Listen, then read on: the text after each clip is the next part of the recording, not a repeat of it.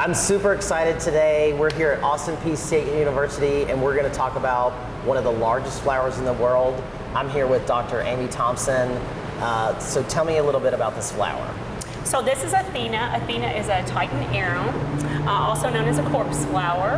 And Athena is 10 years old. Wow. And this is the first time just on Thursday that Athena bloomed after 10 years of storing up energy to get ready for this blooming event. And I know with this family of flowers, they don't smell sweet, they smell bad, and that's kind of their form of attraction.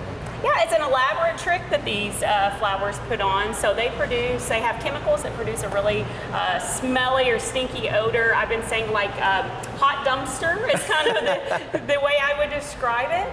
A very strong odor. These chemicals, not only does the plant produce chemicals, but the plant also is going to produce heat. So the heat is going to help dissipate the chemicals. Wow. So out in the wild, you're looking at the chemicals getting dissipated about a half a mile. Here at Austin Peay, what we see is the odor getting dissipated around the area, sometimes up into the building, out into the parking lot. The interesting thing about Athena that was a little different from our other Titan arum, we have two Titan arums. The other Titan arum is Zeus, bloomed for the first time 3 years ago, and then again last year. And with Zeus produced an odor that was really strong and dissipated a long, long distance all the way up to the third floor. Wow. Athena's odor was a little bit shorter lived, and maybe a little less strong, but still stinky as can be. Yeah, and the reasoning for the bad fragrance, is that for the pollinators, to attract specific pollinators? Yeah, so it's a trick, as I said. It's an elaborate trick, so it puts off this really strong, stinky odor. And then these pollinators, you're not gonna get your bees and your butterflies that are attracted to a wonderful smell. You're instead gonna get beetles and flies, like flesh flies, that are attracted to something that is dead.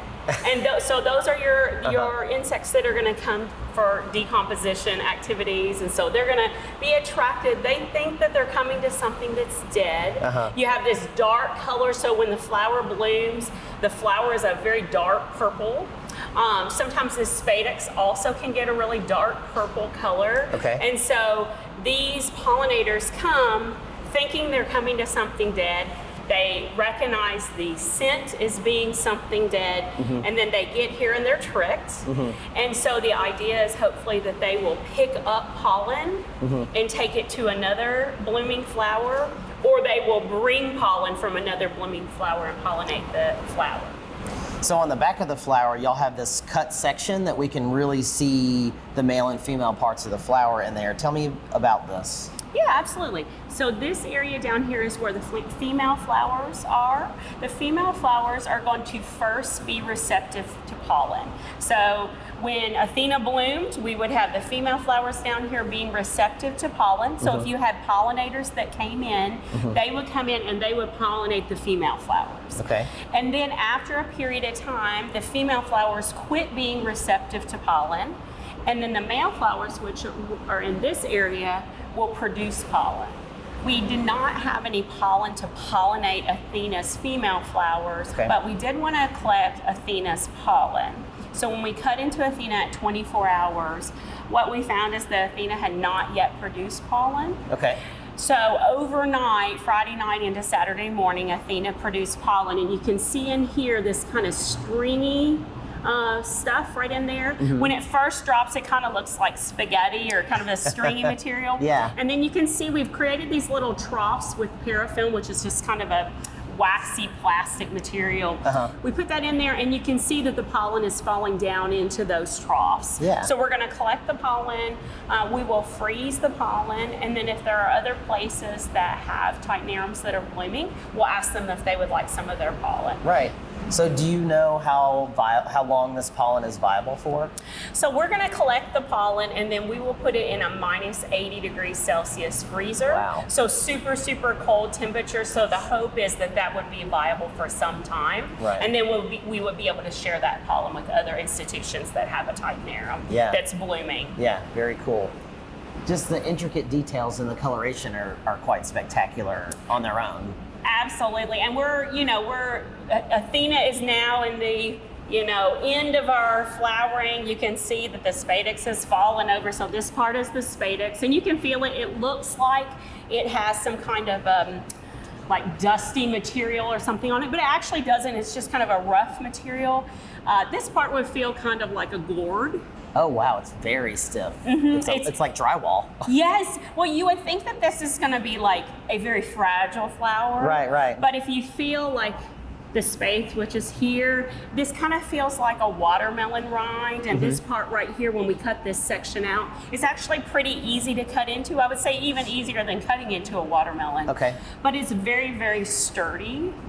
The flower as a whole is very sturdy. The only fragile part I would say, especially notice when we were cutting into it, is it's pretty top heavy because it just has this small stalk that's holding it. So it's top heavy, but a very, very strong flower. Right. We've witnessed this spectacular display. What is the life cycle from this point on? So what we're going to see, you can see the spadix is already fallen over, so you can imagine when it's blooming that is sticking up, the flower is fully open. Now everything is dried and is falling over, and it will be kind of sad. It's kind of like, after a big event, it's kind of things, sad after. It's going to continue to fall over and decompose. And then eventually what will happen is you won't see it anymore. It'll all be happening under the soil. So in about 4 months, it will likely put up a leaf structure. Okay. The leaf structure looks like a tree. And so that'll put up the leaf structure. It is that leaf structure that is going to be doing photosynthesis. So photosynthesis is where we're harnessing that light energy. We're going to be storing lots of energy beneath the soil. So that tuber or corm that's beneath the soil is going to just grow and grow and grow. They can get up to be even, 70, 80, 90 pounds. So they can get really, really big. Yeah. And it will do that leaf structure, and then that will die back, and it'll do it again, and it'll die back. And it's just trying to get enough energy to be able to bloom. So think about it for Athena. Athena took 10 years. Yeah. So it's having to put up those leaf structures, harnessing that energy, and then dying back, doing it again over and over to get to this point to bloom.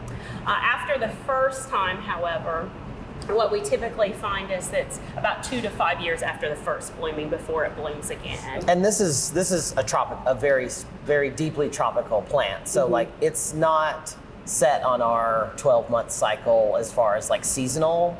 Yeah, so it's from Indonesia. There's an island called Sumatra in Indonesia. That's the only place you're going to find them in the world, except for in captivity. They are endangered. They're about 800. And you have to think about where it's at. It's kind of a very small area in the world where you're going to find it, and then with climate change and with loss of its habitat, that's where you're going to see the reduction in the numbers of these plants. Thankfully, a lot of different organizations have Titanarums in captivity, and we're just trying to figure out the best way to grow them and keep them happy, create the environment most like what you would see in the wild. So, keeping it humid, it worked out that it was pretty humid in Tennessee during the time when leading up to Athena blooming. So although probably most people weren't very happy about that, Athena was very happy. Although at that point before Athena bloomed, we didn't call her Athena. They only get their name after the first time they bloom. So that's so cool. Athena did not become Athena until Thursday at 4 o'clock.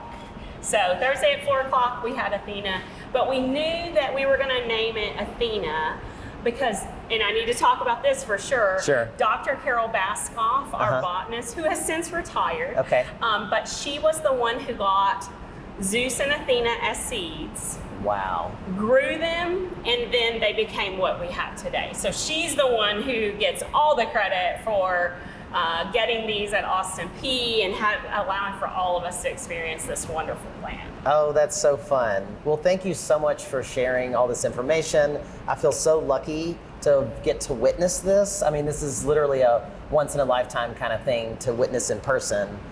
It's such a cool thing. Absolutely. We're so glad for you to come. We had over 2,000 people come to visit awesome. Athena. So we're really excited to be able to share this with the greater community. That's so cool. Well, there's always something interesting day to day, year to year, century to century happening in the garden. Always look for something cool. There's always something around the corner to discover. Absolutely.